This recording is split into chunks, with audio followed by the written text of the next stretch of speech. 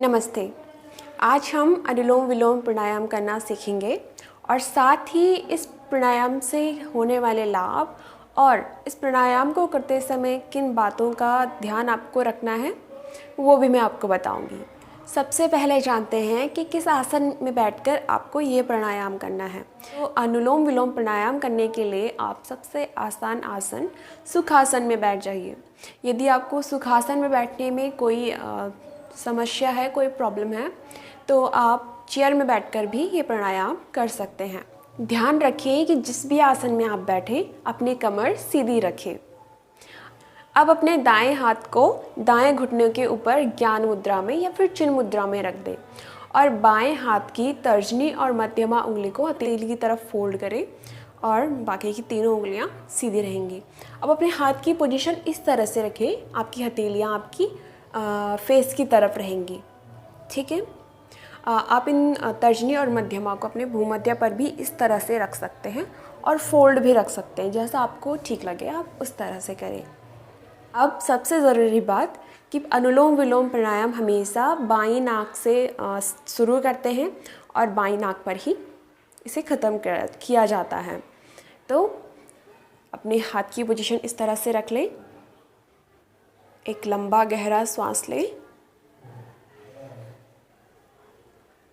और अब अपनी दाईं नासिका को अंगूठे से बंद कर दें और बाईं नासिका से एक्सहेल कर दें।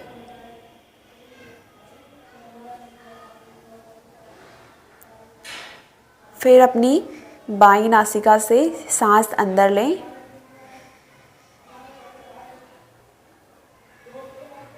बाईं नासिका को बंद करें और दाईं से एक्सहेल कर दें, सांस बाहर छोड़ें।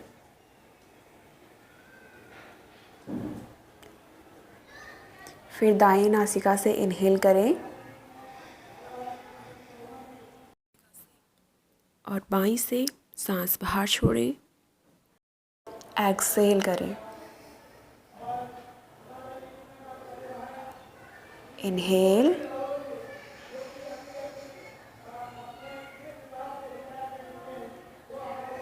एक्सहेल, इनहेल,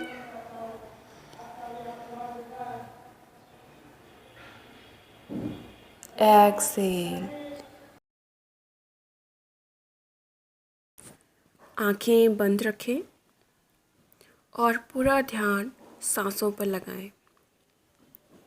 बिना सांसों की आवाज़ निकालें।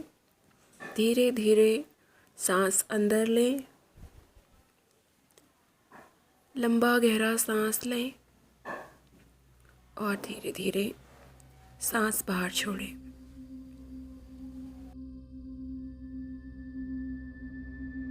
Inhale, exhale.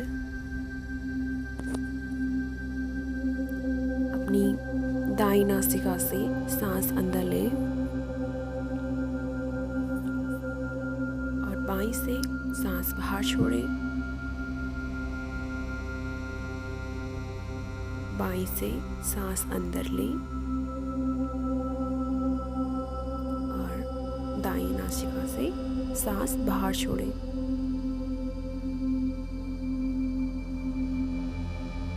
Inhale,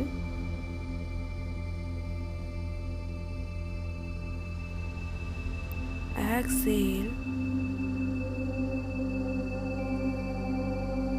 inhale,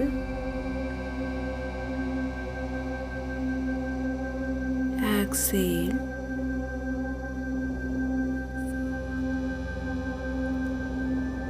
inhale,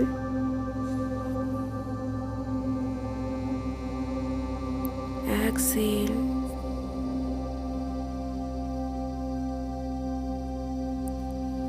inhale and exhale.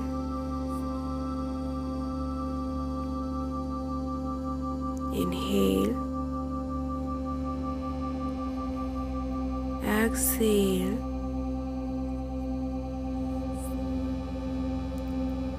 inhale and exhale.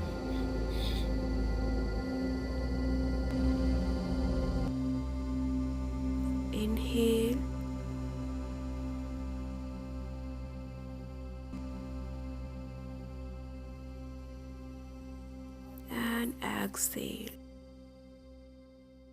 Last time अपनी दाईं नासिका से सांस अंदर लें और बाईं नासिका से सांस छोड़ दें।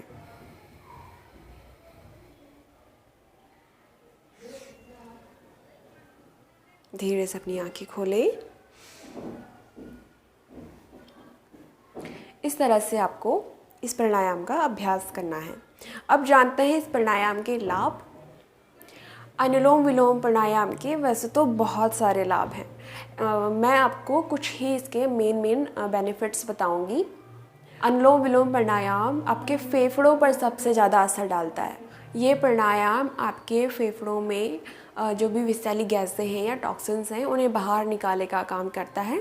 आपके फेफड़ों को स्वस्थ और मजबूत बनाता है। दूसरा, ये आपके शरीर में ऑक्सीजन की मात्रा बढ़ाने में मदद करता है।